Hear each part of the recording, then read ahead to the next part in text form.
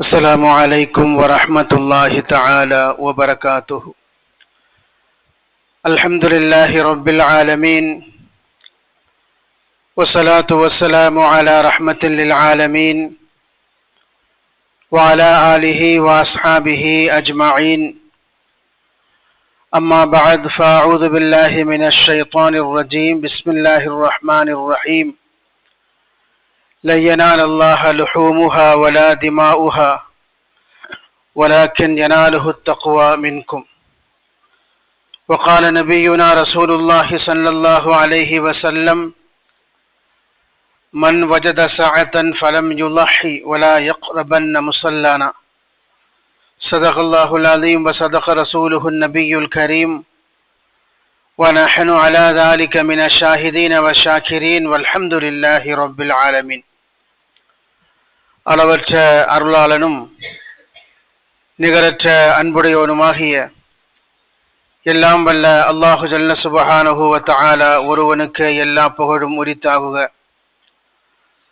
சாந்தியும் சமாதானமும் நம் உயிரினும் மேலான தலைவர் முஹம்மதுர் ரசூலுல்லாஹ் ஸல்லல்லாஹு அலைஹி வஸல்லம் அவர்கள் மீதும், அந்த அன்னலம் பெருமானாரின் அடிச்சுவற்றை வழுவாது பின்பற்றி வாழ்ந்த உத்தம சத்திய சஹாபா பெருமக்கள், தாபியீங்கள், தபஅ தாபியீங்கள், வலிமார்கள், நாதாக்கள், நல்லவர்கள், சுஹதாக்கள், குறிப்பாக இந்த மஜ்லிஸில் அமர்ந்திருக்கும் நம் அனைவர் மீதும் அல்லாஹுவின் அன்பும் அருளும் என்றென்றும் குறைவின்றி நிறைவாக பொழியட்டுமாக.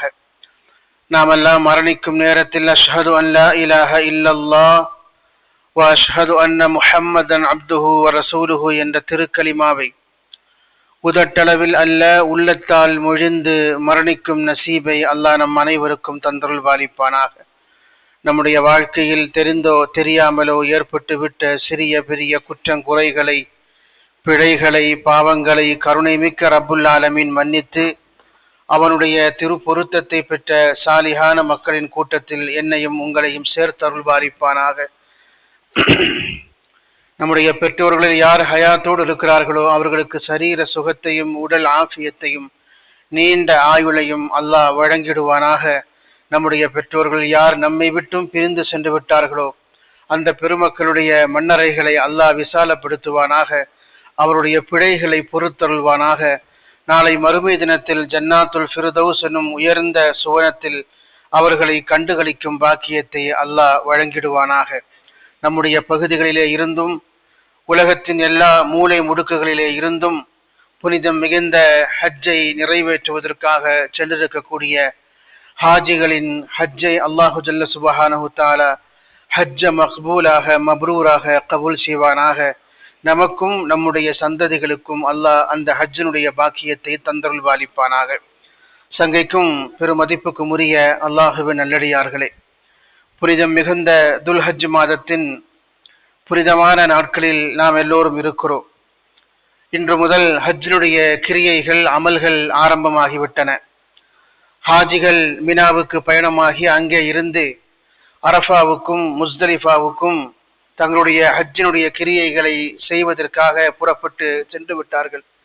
எல்லாம் வல்ல ரப்பு சுப்ஹானஹு தஆலா நமக்கும் அந்த பாக்கியத்தை நம்முடைய ரூஹ் அடங்குவதற்கு முன்பு தந்தருள் பாலிப்பானாக.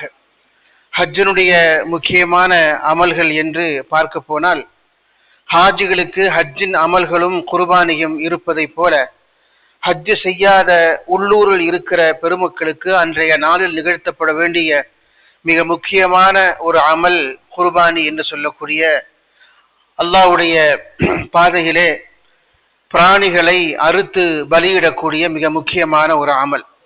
ஹஜ்ஜுக்கு செல்லாத உலகத்திலே இருக்கக்கூடிய எல்லா முஸ்லிம்களும் இந்த அமலை ஒரு உயர்ந்த அமலாக கருதி செய்கிறார்கள். பாரம்பரியமாக தொன்று தொட்டு செய்து வருவதை நாம் பார்க்க முடியும்.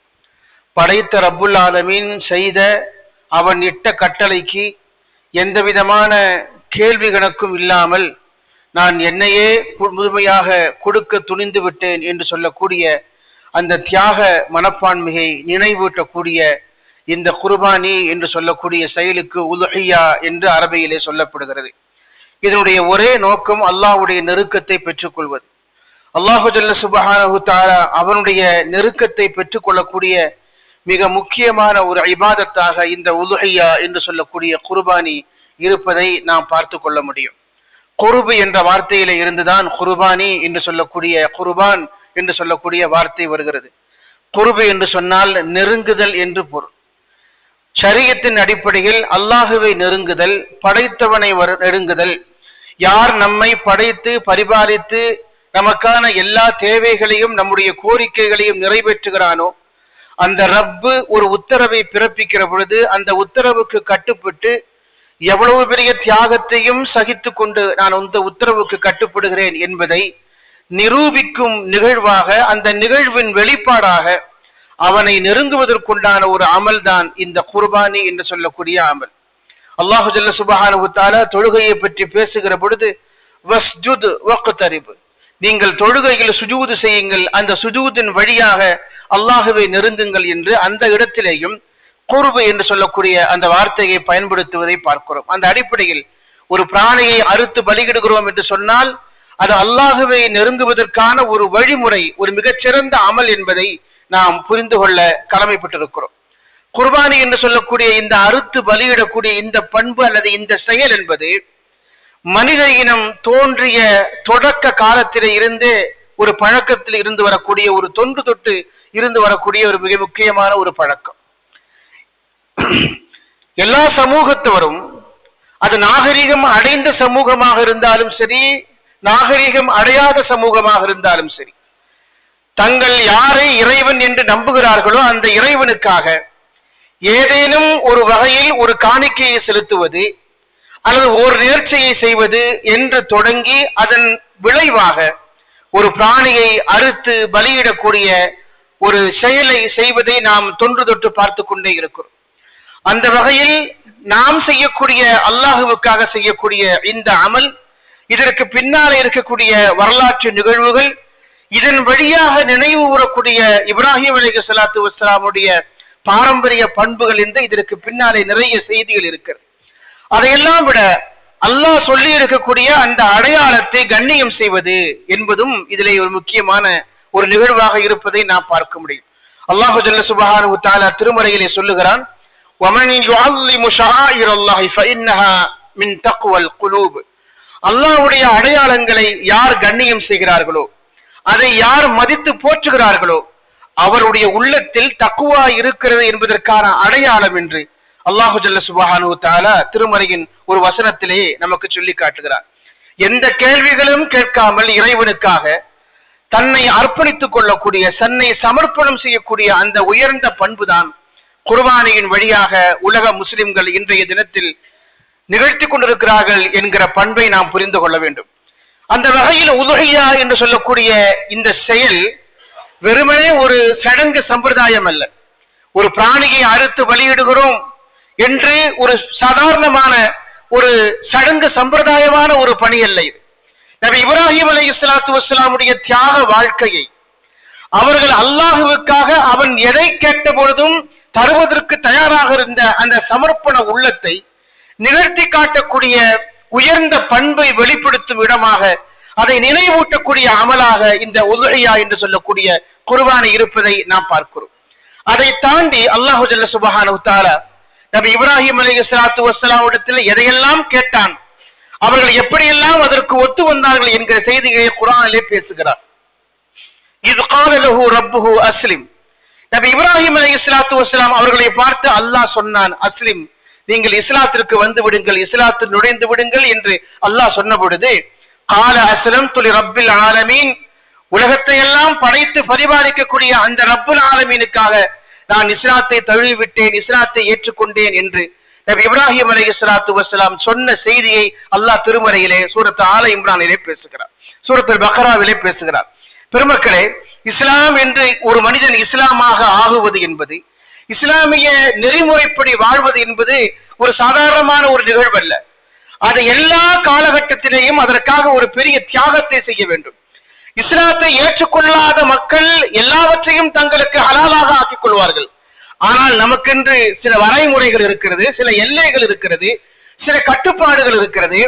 எல்லாவற்றையும் சகித்துக் கொண்டு எதை புறக்கணிக்க வேண்டுமோ அதை புறக்கணித்து, எதை உட்கொள்ள வேண்டுமோ அதை உட்கொண்டு அல்லாஹுவுக்காக ஒரு ஹலாலான ஒரு வாழ்க்கையை மேற்கொள்வது என்பது வெறுமனே அது நிகழ்ந்து விடாது. அது பல்வேறு வகையான தியாகங்களுக்கு பின்னால் தான் அது நிகழ்ந்துவிடும். நாம் இந்த இப்ராஹிம் அலைஹிஸ்ஸலாத்து வஸ்ஸலாம் அவர்கள் கற்றுத்தரக்கூடிய பாடம் என்பது அதுதான். அவர்கள் எதையெல்லாம் அல்லாஹுவுக்காக துறந்தார்கள், அவர்கள் எதையெல்லாம் அல்லாஹுவுக்காக சமர்ப்பணம் செய்வதற்கு முன் வந்தார்கள், அவர்களும் அவருடைய குடும்பத்தாரும் எவ்வளவு பெரிய தியாகத்தை இந்த இஸ்லாத்தை ஏற்றுக்கொண்டதன் விளைவாக இந்த உலகத்தில் சகித்துக் கொண்டார்கள் என்பதையெல்லாம் பேசுகிற நிகழ்வாக இந்த உலஹியா என்று சொல்லக்கூடிய நிகழ்வு இருக்கிறது என்பதை நாம் புரிந்து கொள்ள வேண்டும். அதனால்தான் குர்பானி என்று சொல்லக்கூடிய இந்த நிகழ்வு என்பது என்னையும் ஒரு ஷேராக சேர்த்துக் கொள்ளுங்கள் என்று வெறுமனே கடைசி நேரத்தில் இணைந்து கொள்வது அல்ல. அதற்கு நிறைய முறைகளையும் சில தத்துவங்களையும் பெருமக்கள் நமக்கு சொல்வார்கள். குர்பானி கொடுப்பது என்று முடிவு செய்து விட்டால் நாம ஒரு ஆடையோ அல்லது ஒரு பிராணியையோ வாங்கி அதை பாசம் காட்டி அதை வளர்த்து அதை அல்லாஹு ஜல்ல சுப்ஹானஹு வ தஆலா அறுக்க சொல்லுகிற நேரத்தில் அந்த வலியோடும் அந்த பாசத்தோடும் அந்த நேசத்தோடும் நான் அல்லாஹ் சொல்லிவிட்டால் இதை பலியிடுகிறேன், நான் இதன் மீது காட்டுகிற பாசம் என்பது பெரிதல்ல, அல்லாஹ்வுடைய உத்தரவுதான் எனக்கு பெரிது என்று ஒரு மனிதன் செய்யக்கூடிய அந்த அமலுக்கு பின்னால் இருக்கக்கூடிய அந்த ஈடுபாடு, அதைத்தான் குர்பானியின் வெளிப்பாடாக நாம் புரிந்து கொள்ள வேண்டுமே தவிர இது வெறுமனே ஒரு சடங்காக சம்பிரதாயமாக ஒருபோதும் அது மாறிவிடக் கூடாது என்பதிலே நாம் இந்த குர்பானி விஷயத்தில் கவனமாக இருக்க வேண்டும். நபிகள் நாயகம் ரசூலுல்லாஹி ஸல்லல்லாஹு அலைஹி வஸல்லம் சொன்னார்கள், அன்றைய தினத்தில் அல்லாஹ்வுக்கு மிகவும் பிடித்தமான செயல் என்பது ஒரு மனிதன் ரத்தத்தை ஓட்டக்கூடிய இந்த அறுத்து பலியிடக்கூடிய இந்த குர்பானி என்று சொல்லக்கூடிய இந்த செயல்தான் என்பதையும் நபிகள் நாயகம் ரசூலுல்லாஹி ஸல்லல்லாஹு அலைஹி வஸல்லம் சொன்னார்கள்.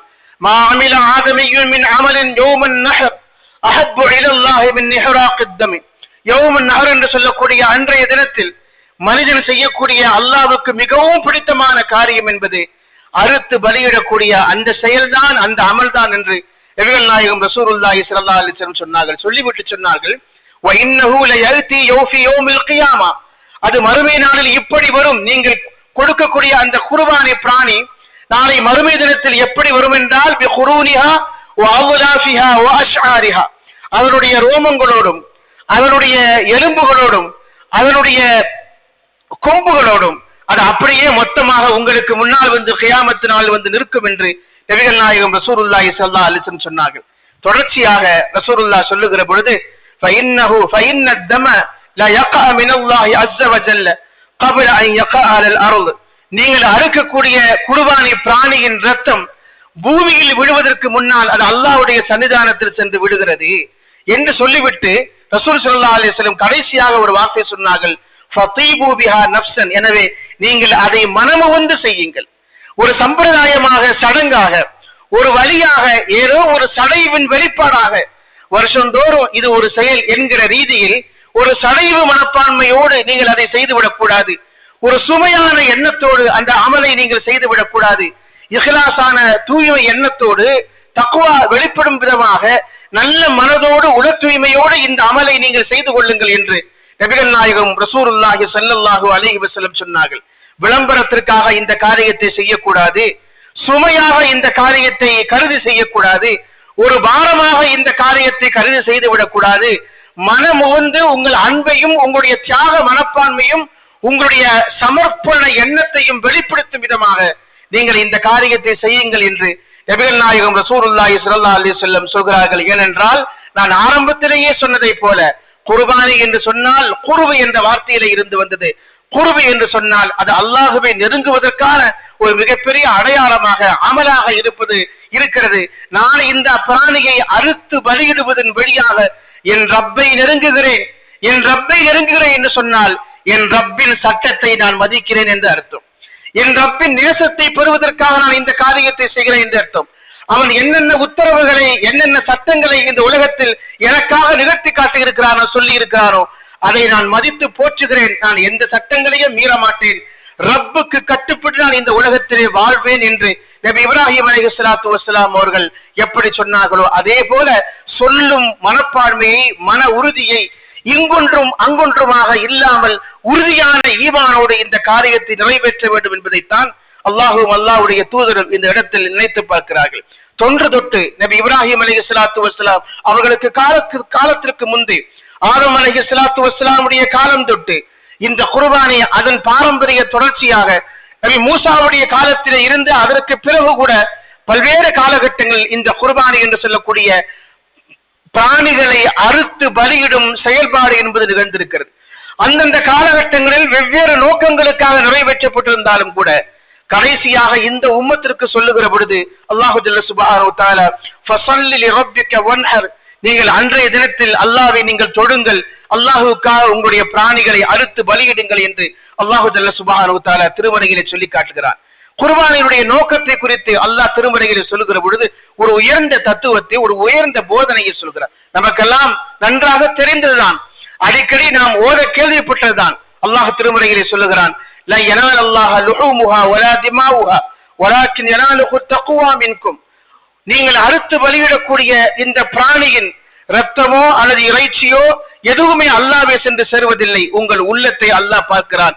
இந்த உள்ளத்திலே தக்வா எப்படி இருக்கிறது, அந்த இறை அச்சம் என்று சொல்லக்கூடிய அந்த இஹ்லாஸான எண்ணம் எப்படி இருக்கிறது என்பதைத்தான் அல்லாஹு ஜல்ல சுப்ஹானஹு வ தஆலா பார்க்கிறான் என்று நாம் அல்லாஹு ஜல்ல சுப்ஹானஹு வ தஆலா திருமறையிலே சொல்வதை நாம் பார்க்கிறோம்.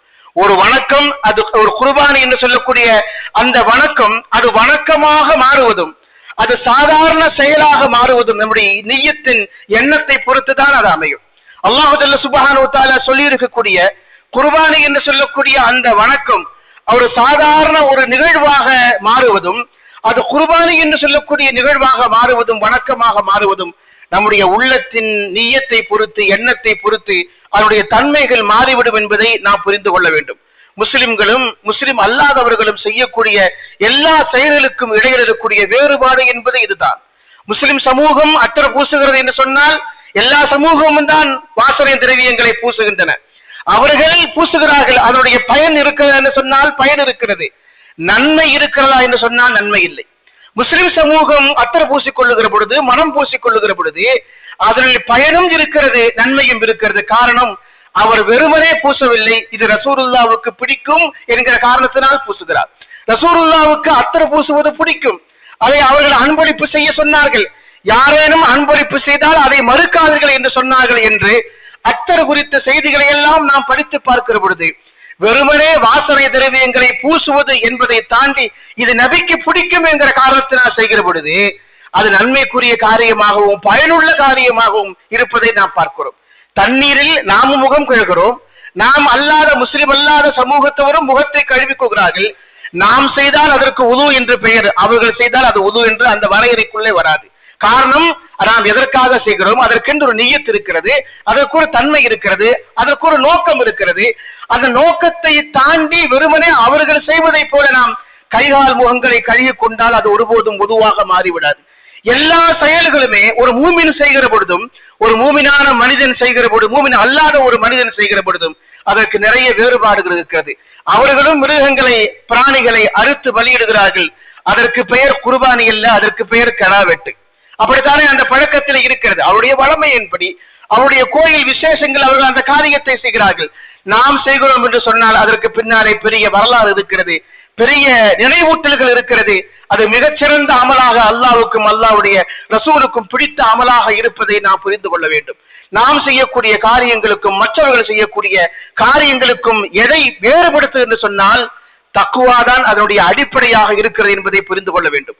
அல்லாஹு ஜல்ல சுப்ஹானஹு வ தஆலா வணக்க வழிபாடுகளை குறித்து பேசுகிற எல்லா இடத்திலேயும் தக்வாவை நினைவூட்டுக் கொள்வதை இத்தகுல்லாஹ் லஅல்லக்கும் தத்தகூன் என்று அல்லாஹு ஜல்ல சுப்ஹானஹு வ தஆலா தக்வாவை பற்றி பேசுகிறான். தொழுகையை பற்றி பேசுகிற பொழுது தக்வாவை நினைவூட்டுகிறான். ஜகாத்தை பற்றி பேசுகிற பொழுது தக்வாவை நினைவூட்டுகிறான். நோன்பை பற்றி பேசுகிற பொழுது லஅல்லக்கும் தத்தகூன், நீங்கள் முத்தகீன்களாக ஆக வேண்டும் என்று அல்லாஹ் எதிர்பார்க்கிறான். ஹஜ்ஜை குறித்து அல்லாஹ் பேசுகிற பொழுது தக்வாவை எதிர்பார்க்கிறான். அது மட்டுமல்ல, வணக்க வழிபாடுகளை தாண்டி கடன், கொடுக்கல் வாங்கல், வியாபாரம், வணிகன், பொது வாழ்க்கை, சமூக வாழ்க்கை, ஆட்சி அதிகாரம், பள்ளிவாசல் கட்டுவது, திருமண வாழ்க்கை என்று எல்லா அமல்களை குறித்து அல்லாஹ் பேசுகிற பொழுதும் அவன் பயன்படுத்தக்கூடிய ஒரு வார்த்தை இத்தகுல்லா, நீங்கள் அல்லாஹ்வை பயந்து கொள்ளுங்கள் என்பதுதான். யா அய்யுஹல்லதீன ஆமனு இத்தகுல்லா, யா அய்யுஹல்லதீன ஆமனு இத்தகு ரப்பக்கும் அல்லதீ ஹலகக்கும் மின் நஃப்ஸின் வாஹிதா. திருமணத்தை குறித்து அல்லாஹ் பேசுகிற பொழுது ஒரே ஆன்மாவிலே இருந்து உங்களை படைத்த ரப்பை நீங்கள் பயப்படுங்கள், அச்சப்படுங்கள் என்று சொல்கிறார். திருமண வாழ்க்கையின் அடிப்படையாக அஸ்திவாரமாக தக்குவா இருப்பதை பார்க்கிறோம். பள்ளிவாசல் கட்டுவதற்காக ஒரு முயற்சிக்கிறார். அதனுடைய பேஸ், அதனுடைய அஸ்திவாரம் என்ன என்று சொன்னால் லமஸ்ஜிதுன் உஸ்ஸிஸ அலா தக்வா. தக்குவா என்று சொல்லக்கூடிய அந்த அஸ்திவாரத்தின் மீது பள்ளிவாசல் எழுப்பப்பட வேண்டும். அப்பொழுதுதான் அது பள்ளிவாசல். மேல தெருவில் ஒரு பள்ளிவாசல் இருக்கிறது, அதை பீட் பண்ணும் விதமாக, அதை ஜெயிக்கும் விதமாக நாம் கீழத்தெருவில் ஒரு பெரிய பிரம்மாண்டமான ஒரு பள்ளிவாசலை கட்ட வேண்டும் என்கிற நியத்தில் ஒரு பள்ளிவாசல் கட்டப்படுமானால் அது தோற்றத்தில் பள்ளிவாசலாக இருக்கலாம், அது அதனுடைய நன்மையை பெற்றுத் தருமா என்று பார்த்தால் அல்லாஹ் ஜல்ல சுப்ஹானஹு வ தஆலா தக்வா அடிப்படையாக இருக்க வேண்டும் என்று எதிர்பார்க்கிறார். தொழுகை இபாதத்துகள் தொடங்கி வாழ்வின் எல்லா கட்டங்களிலேயும் அல்லாஹ் ஜல்ல சுப்ஹானஹு வ தஆலா தக்வாவை எதிர்பார்க்கிறான். அது பிள்ளை வளர்ப்பாக இருந்தாலும் கூட. ரப்பனா ஹப்லனா மின் அஸ்வாஜினா வ ذُرِّيَّاتِنَا قُرَّةَ أَعْيُنٍ وَاجْعَلْنَا لِلْمُتَّقِينَ إِمَامًا. என் பிள்ளைகளை முத்தகீன்களுக்கு இமாமாக நீ ஆக்குவாயாக என்று சொன்னால் அவர் எவ்வளவு பெரிய முத்தகியாக இருக்க வேண்டும் என்பதை அல்லாஹ் எதிர்பார்க்கிறார். அதே போலத்தான் இந்த குர்பானி என்று சொல்லக்கூடிய இந்த உயர்ந்த அமலிலேயும் அல்லாஹ் ஜல்ல சுப்ஹானஹு வ தஆலா அதனுடைய இறைச்சியை, அது ஓட்டப்படுகிற ரத்தத்தை, அது குறித்த எந்த புறரீதியான காரணங்களை அல்லாஹ் எதிர்பார்க்கவில்லை. அல்லாஹ் நம்முடைய புறத்தில் இருந்து தக்வாவை எதிர்பார்க்கிறான் என்கிற செய்தியை நாம் இந்த நேரத்தில் நினைவூட்ட வேண்டும்.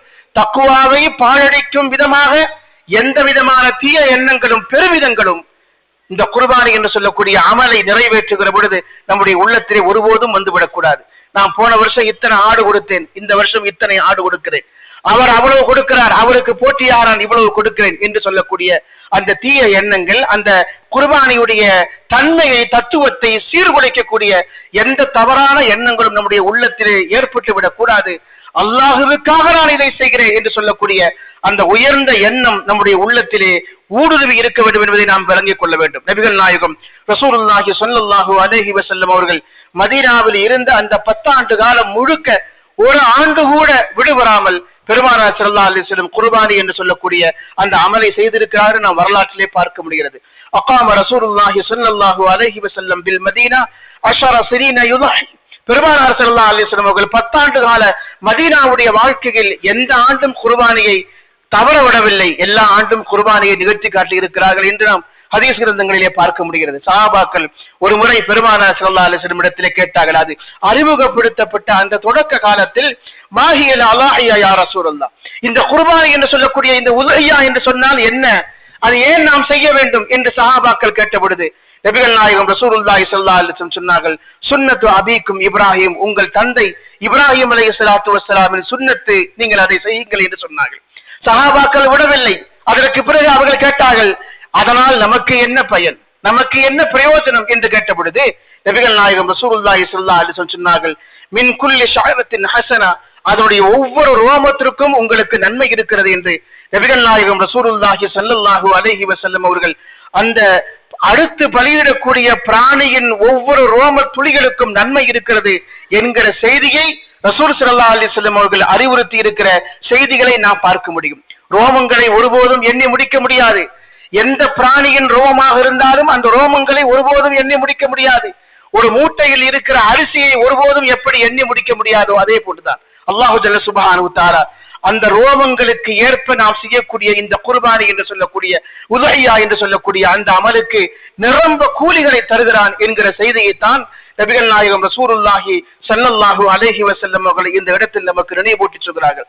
எனவே இன்றைய தினத்தில் நாம் செய்யக்கூடிய மிகச்சிறந்த அந்த இபாதத்தாக இந்த உதுஹியா என்று சொல்லக்கூடிய குர்பானி என்று சொல்லக்கூடிய அந்த அமல் இருக்கிறது. அது யார் யாருக்கெல்லாம் கடமையாக இருக்கிறதோ கடந்த நாட்களில் சொல்லப்பட்டதை போல அதை நாம் உரிய முறையில் உரிய காலத்தில் தவற விடாமல் நாம் அந்த அமலை நாம் செய்துவிட வேண்டும். குறிப்பிட்ட அந்த நாளில் அதை செய்தால்தான் அது குர்பானி. குர்பானி செய்ய வேண்டிய நாளில் ஒருவர் 1 கோடி ரூபாய் தர்மம் செய்தாலும் அது குர்பானியுடைய தர்மத்திற்கு அது ஒருபோதும் ஈடாகாது. அத்தகைய மகத்தான ஒரு அமலாக இந்த அமல் இருப்பதை நாம் பார்க்க வேண்டும். அதே போல ஈதனுடைய தொழுகைக்கு செல்வதற்கு முன்பு அதை செய்தால் அது ஒருபோதும் குர்பானியாக ஆகாது. நபிகள் நாயகம் ரசூலுல்லாஹி ஸல்லல்லாஹு அலைஹி வஸல்லம் சொன்னார்கள், மல்லஹா கப்ல ஸலாத்தி ஃபஇன்னஹா தபஹ லினஃப்ஸிஹி. யாரேனும் ஒருவர் தொழுகைக்கு செல்வதற்கு முன்னால் ஒரு பிராணியை அறுத்து பலியிட்டார், அவர் தனக்காக அதை அறுத்து பலியிட்டார் என்று பொருள். அதே நேரத்தில் ஒமன் தபஹ பஅத ஸலா, தொழுகைக்கு பிறகு உங்களில் யார் ஒரு பிராணியை அறுத்து பலியிடுகிறாரோ ஃபகத் தம்ம நுஸ்கஹு, அவர் தன்னுடைய தியாகத்தை அந்த உதஹியாவை நிறைவேற்றியவராக அவர் மாறிவிடுவார் என்று நபிகள் நாயகம் ரசூலுல்லாஹி ஸல்லல்லாஹு அலைஹி வஸல்லம் சொல்லி இருக்கிறார்கள். எனவே அன்றைய தினத்தில் நிகழ்த்தப்படக்கூடிய மிக முக்கியமான ஒரு மகத்தான நன்மைகளை அதிகம் பெற்று தரக்கூடிய ஒரு அமலாக, பாரம்பரியமாக தொன்று தொட்டு செய்யக்கூடிய ஒரு மிகச்சிறந்த அமலாக இந்த உதஹியா என்று சொல்லக்கூடிய இந்த அமல் இருக்கிறது என்பதை நாம் புரிந்து கொள்ள வேண்டும். அதே போல அது செய்வதற்குண்டான தகுதி பெற்றிருந்தும் ஏதேனும் சாக்கு போக்குகளை சொல்லி, ஏதேனும் காரணங்களை சொல்லி யாரேனும் அதை புறக்கணித்து விட்டால் ரசூல் ஸல்லல்லாஹு அலைஹி வஸல்லம் சொன்னார்கள், வசதி இருந்தும் குர்பானி கொடுக்காதவர் ஈதுல் அல்ஹா என்று சொல்லக்கூடிய முஸ்லிம்கள் தொழக்கூடிய அந்த தொழுகை மைதானத்திற்கு வர வேண்டாம் என்று சொன்னார்கள்.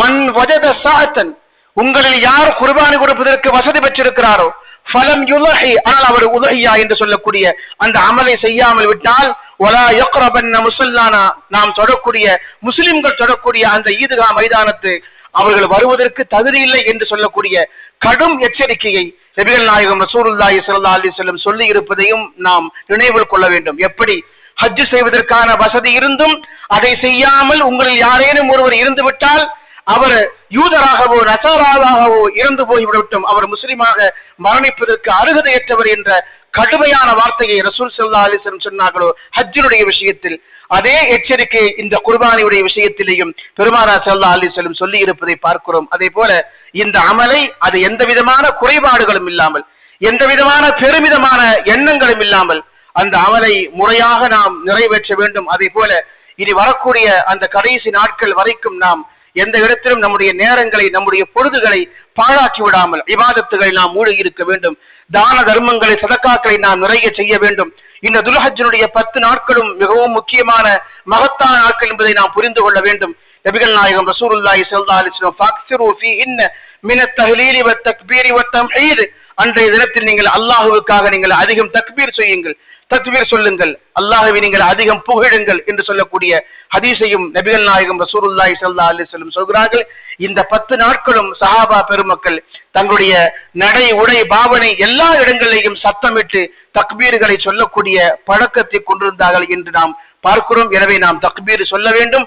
தக்பீரை சொல்லுவதன் வழியாக எப்படி ஹாஜிகள் அங்கே தல்பியா சொல்கிறாரோ அதே போல ஹாஜிகள் அல்லாத பெருமக்கள் தாங்கள் வசிக்கக்கூடிய பகுதிகளில் நம்முடைய வாயிலே இருந்து வரக்கூடிய வார்த்தைகளின் முதல் இடத்தில் தக்பீர் என்று சொல்லக்கூடிய அந்த வார்த்தைகள் இருக்க வேண்டும். அந்த விஷயத்தில் நாம் கவனம் செலுத்த வேண்டும். அதையெல்லாம் சொன்னால்தான் இந்த நாட்களை கண்ணியம் செய்த அல்லாஹ் சுப்ஹானஹு வ தஆலா சத்தியமிட்டு வலியுறுத்தி சொல்லி இருக்கக்கூடிய இந்த நாட்களை கண்ணியம் செய்த மூமின்களுடைய பட்டியலில் நாம் இணைய முடியும். ஒருபோதும் இந்த நாட்களை, இந்த நேரங்களை, இந்த நிமிடங்களை நாம் வேறு வேறு விஷயங்கள் கவனம் செலுத்தி பாழாக்கிவிடக் கூடாது என்பதையும் நாம் கவனத்திலே கொள்ள கடமைப்பட்டிருக்கிறோம். அன்றைய இனி வரக்கூடிய நாட்களிலேயும் அதிகமான தான தர்மங்களை செய்ய வேண்டும். அதற்கும் அல்லாஹு ஜல்ல சுப்ஹானஹு வ தஆலா நிறைய கூலிகளை வைத்திருக்கிறான். அதிலே முக்கியமாக நினைவூட்ட வேண்டிய ஒரு செய்தி, நாம் ஒரு குர்பானி பிராணியை அறுத்து பலியிடுகிற பொழுது தயவு செய்து அது ஒரு இபாதத்து என்பதை நாம் கவனத்திலே கொள்ள வேண்டும்.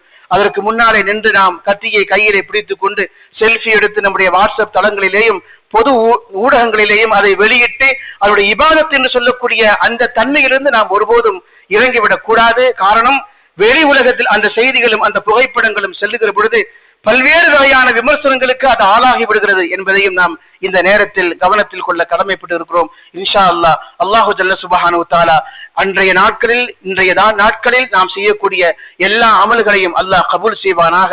நம்முடைய பகுதிகளில் இருந்தும் நம்முடைய மஹல்லாக்களில் இருந்தும் யார் யாரெல்லாம் ஹஜ் செய்திருக்கிறார்களோ அவர்கள் சலாமத்தாக அல்லாஹ்வுடைய பாதுகாப்போடு அந்த ஹஜ்ஜை நிறைவேற்றவும், அந்த ஹஜ்ஜ மப்ரூராக மக்பூலாக கபூல் செய்வதற்கும் நாம் எல்லோரும் துஆ செய்ய வேண்டும். எல்லாம் வல்ல ரப்பு சுப்ஹானஹு வ தஆலா நமக்கும் நம்முடைய சந்ததிகளுக்கும் அந்த பாக்கியத்தை இன்ஷா அல்லாஹ் தந்தருள் பாலிப்பானாக.